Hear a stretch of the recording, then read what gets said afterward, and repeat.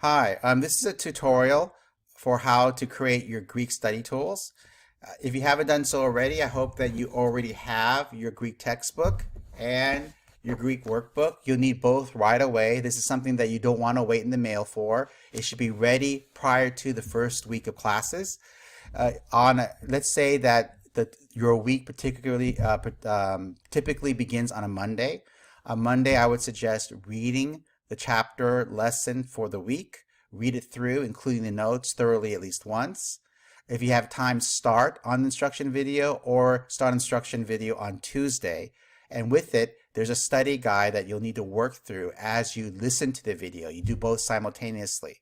After you finish the video sequence, you'll do something called a learning activity, where you'll start creating the study tools that you'll need to study for Greek, and that typically might be happening on a Wednesday or Thursday.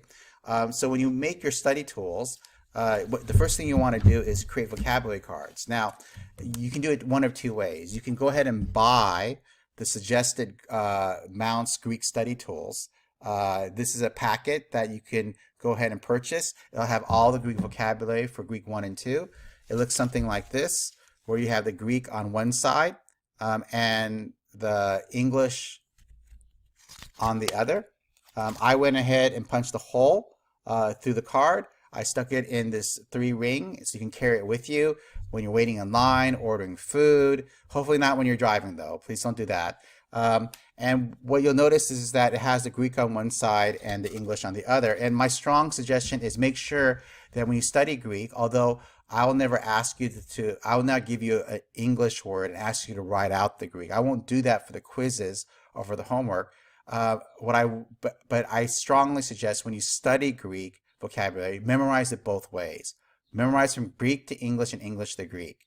So if I see the word agathos, which is the word for good or useful, you might be tempted to just read the Greek. Agathos, useful. Agapetos, beloved. Ionios, eternal. And you might just be tempted to just go from Greek to English, Greek to English. But if that's all you do throughout the whole semester, almost always the student fails to really learn the Greek well. As time goes on, we learn hundreds of Greek vocabulary words. And to keep it straight, oftentimes you not only need to memorize it from Greek to English, but also the opposite way, from English to Greek. You should be able to look at the word good, useful, and you should be able to say the Greek equivalent, agathos, and you should be able to write out agathos and spell it correctly. So I strongly suggest that when you memorize vocabulary, go from Greek to English. Say agathos, and then look at the answer for, if you can't remember, see if you can remember that it means good or useful. But also flip the deck over, start on the other side, and go English. And you should be able to say tritos and spell it correctly. First, it should be protos and spell it correctly. Evil, bad. It should be kakos or poneros and spell it spell it in Greek and write it out correctly. Do it both ways. If you don't do it both ways, chances are halfway through the semester you're going to start to confuse the Greek vocabulary very easily, and it might lead to a great barrier to really learning the Greek well for the course. So first thing you do is create Greek study cards, vocabulary cards. If you want to make them yourself, take a 3x5 index card, cut them in half, write out the Greek on one side, the English on the other, and you can make your own cards. Some students prefer to do it that way because it allows them to, as they create the cards, to also learn the vocabulary. But if you want to do that or buy the pre-made pack, either is fine.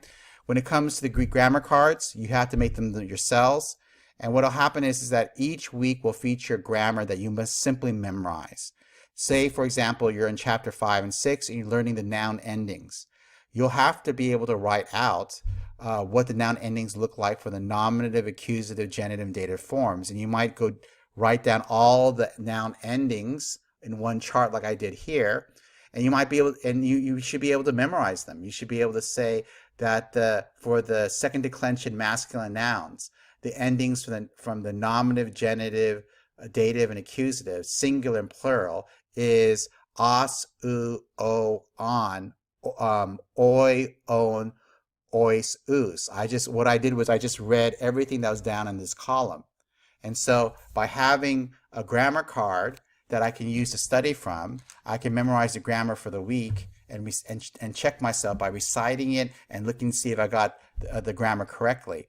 This is something that you have to do for every module, every week.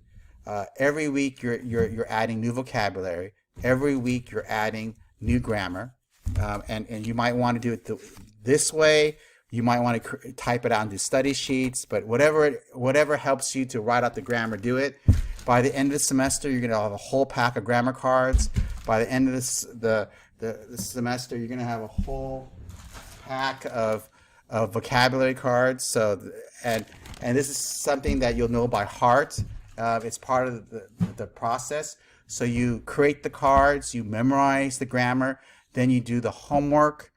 You try to do the homework without any study tools, so that and if you're able to do the homework for most of it without any help, then you're starting to get ready for the quiz. You'll take the quiz online. Once the quiz done is online, whether you do it over the weekend or on Monday, then the week starts over again, and you repeat the pattern. On Monday, you read the chapter, then you watch the instructional video on Tuesday. You create your language tools, Greek tools on Wednesday. You memorize on Thursday. You do the homework on Friday. You study over the weekend, and then you take the quiz either on Monday sometime, or maybe even over the weekend if you want to do it early.